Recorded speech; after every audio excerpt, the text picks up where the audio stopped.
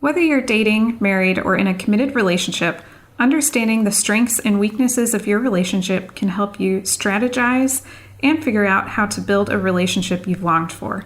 This is where the Relate Relationships Assessment comes in. It's the most comprehensive relationship assessment in the world.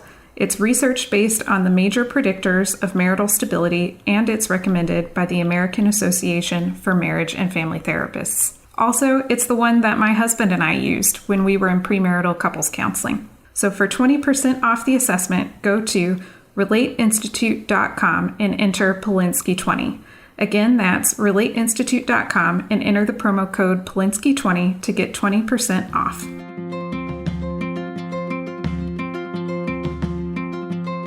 Welcome to the Communicate and Connect podcast for military relationships with your host, Elizabeth Polinsky, a military marriage counselor. If this is your first time listening to the Communicate and Connect podcast, please take a second to go rate, review, and subscribe to make sure you get all our future episodes. We also really want to know what it is you love about our podcast, and if for some reason you're not loving it, we want to know that too, because we're committed to providing the best quality content to help you improve your relationships.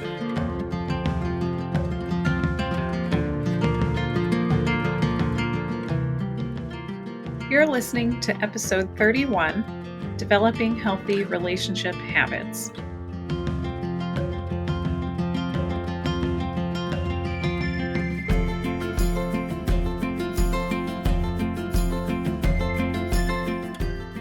Welcome back to the Communicate and Connect podcast. We have been doing a series on getting ready for marriage. And this is going to be one of the last episodes in this series. We have one more for the series after this, which is going to be an interview that I do with Reverend Callie on premarital counseling. But this is the last content one on this topic. So way to stick in there. If you've listened to all of them, I would love to know it. Find me on social media or tag me and tell me if you've listened to all of these episodes on getting ready for marriage. If you have thoughts or questions about things that you want to see covered in this podcast, please go to communicateandconnectpodcast.com, and there is a form on the website for you to submit questions or ideas or things that you want covered. So for the last one, we're really talking about habits. And this is because everything that we've covered so far in this series is about skills. And skills are things that can be learned. And I usually have to do them intentionally, but eventually I want them to become a habit. And I was thinking about habits recently when I was remembering this weekend trip that my husband and I went on with some friends a few months ago. And somebody was telling me basically a traumatic story from their life and was sharing it with everybody. And I just sat there.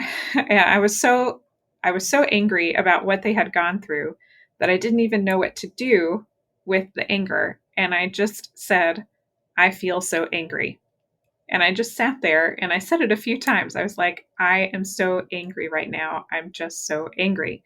And somebody who was in the group with us, our friend, he was really impressed by my ability to just state my feelings and sit there and say what I was feeling without somehow reacting in some bigger way. I'll say for me, I didn't even realize that I was doing this because it's so ingrained in me, probably because I am a marriage counselor and I've been practicing therapy for a long time. And this is part of the skill set that they train therapists in. But I didn't even realize I was doing it because it was so ingrained. And that is really what we want to happen when we're thinking about skills for a relationship. It's wonderful to learn a skill, but I have to actually implement that skill on a regular basis over and over and over again to where that becomes part of the sort of the culture of the marriage and the culture of the relationship. You want the skill to become ingrained. to where it's so ingrained you're not even thinking about it.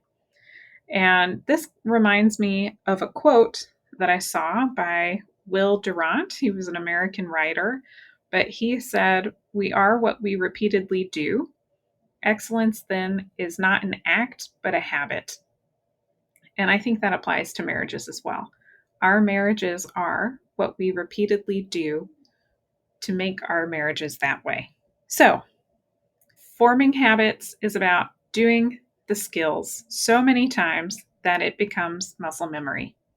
It's different than a routine. A routine is something that sometimes still has to have some intentionality. So, for example, for me, working out, I have to be really intentional about working out. I go through phases where I will be really great about working out and I'll have a health kick, and my health kick lasts maybe 6 months, maybe a year, and then it stops.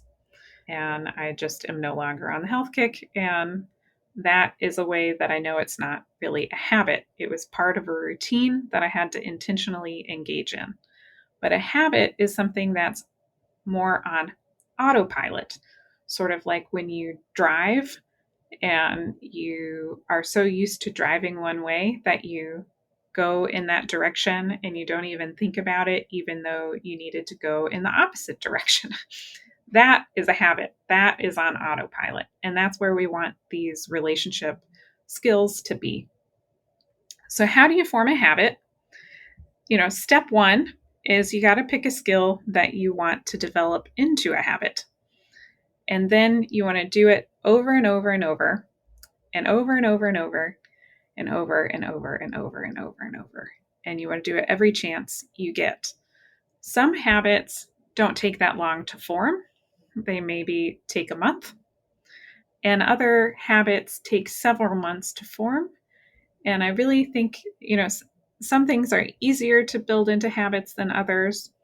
And then other things are more so, how much are you repeating the behavior to form it into a habit? Some habits that you could work on to improve your marriage. Here are some that I came up with off the top of my head.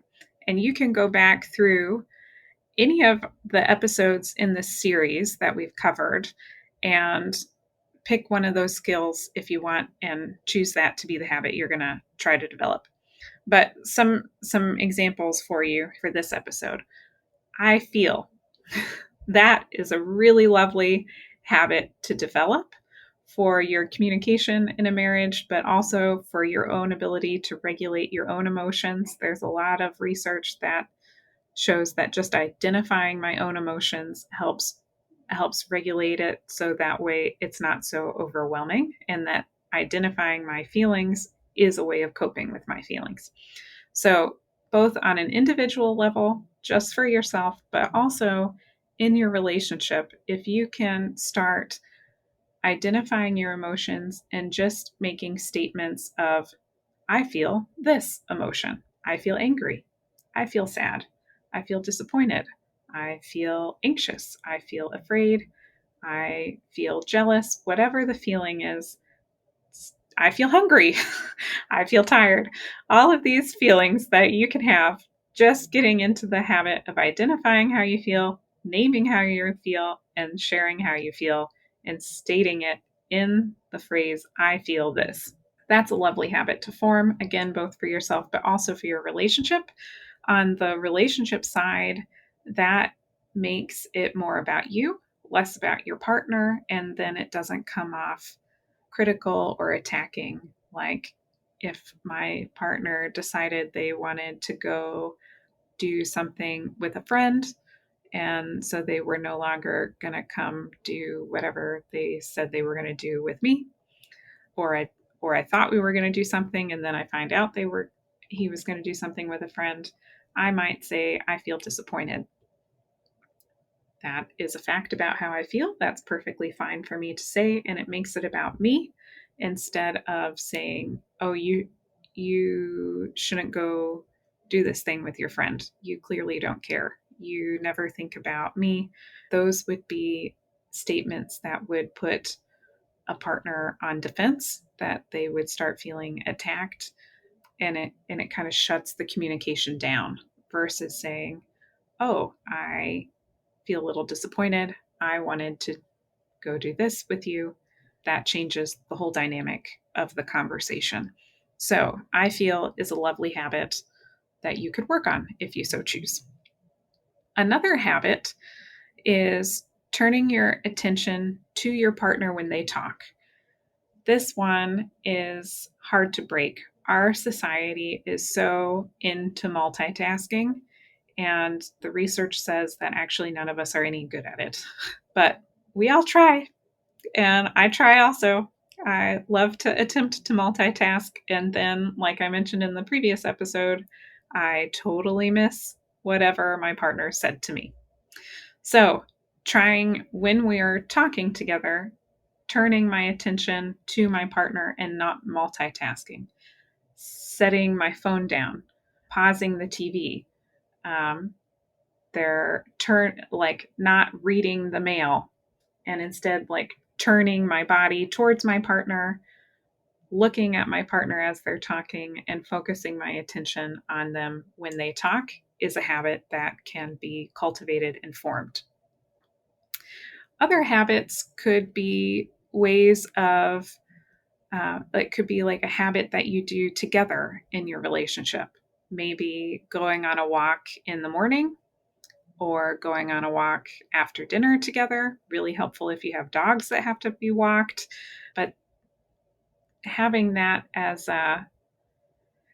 it could be considered a routine, but you could do it so often that it becomes a habit, as a way of reconnecting together. This is a time where we have, even if it's 10 minutes a day, we have this moment where we're going to be together, where we can talk and share and reorient ourselves to our life together.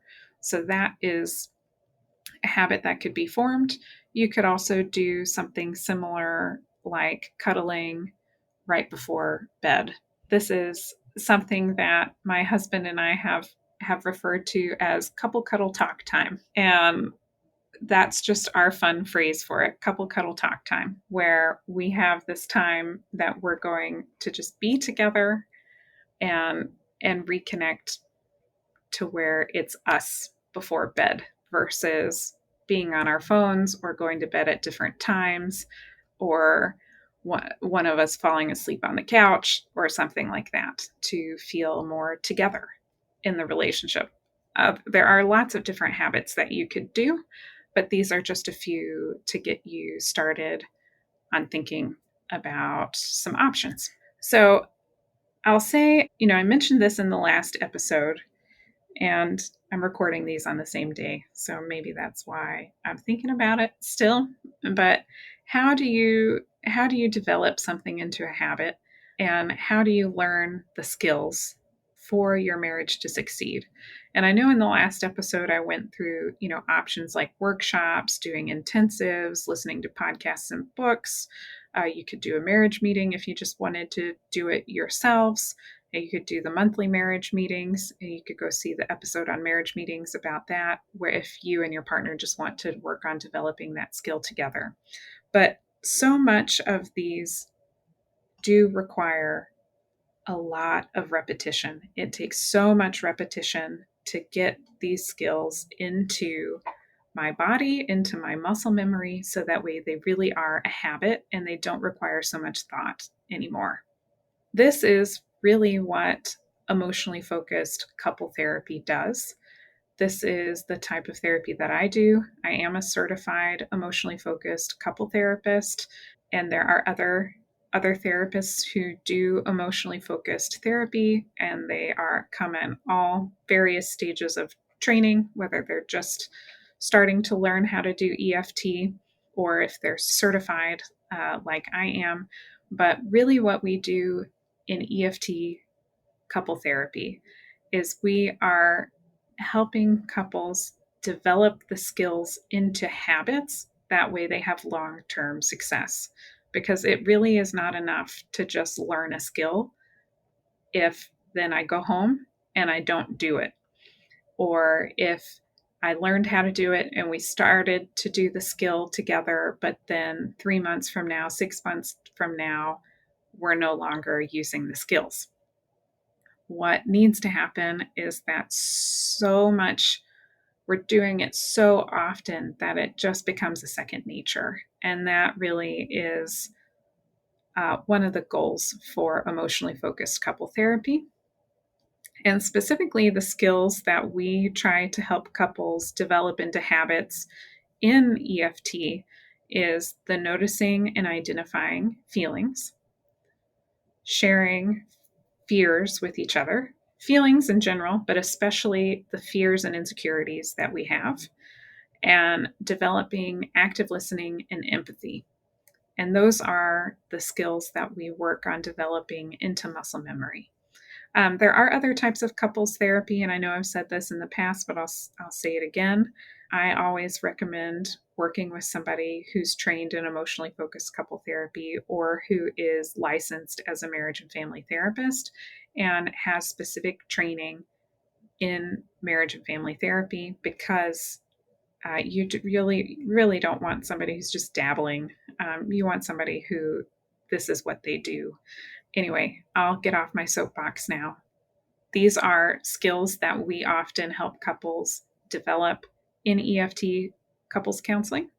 And these are a lot of the skills that I would suggest working on developing into habits as part of getting ready for marriage or setting up your marriage, at the beginning stages to set it up for success long term.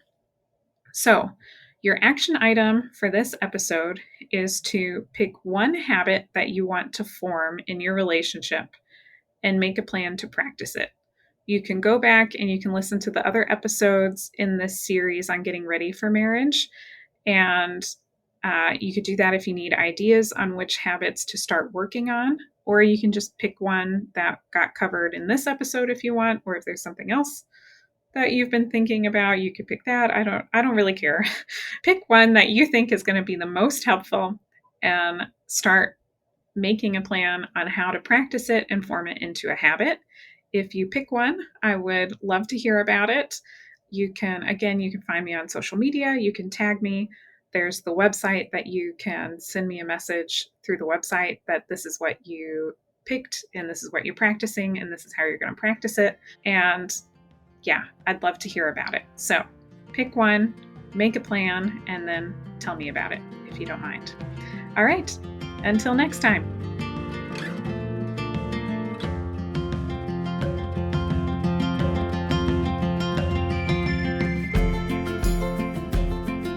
I hope you enjoyed today's episode. If so, please take a second to go rate, review, and subscribe so you get all of our future episodes. Make sure to check out the show notes to sign up for our free 10-week relationship email course. This email course is really designed for people who are maybe having trouble with communication or connection in their relationship and helping them develop some quick wins right away to start improving it.